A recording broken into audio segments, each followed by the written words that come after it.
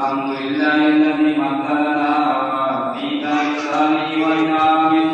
وهدانا فيها من أيام أوائل بره وكرامه وجعلنا ديانة العيد على تناسب أيامه وجعلنا يوم السيد المرسلين المشفع يوم القيامة أحمد وأشكر على ما أولانا من دار الدنيا وأشهد أن لا إله إلا الله عظيم الفضل والكرم وأشهد أن سيدنا محمد رسول الله سيد الورى والأنام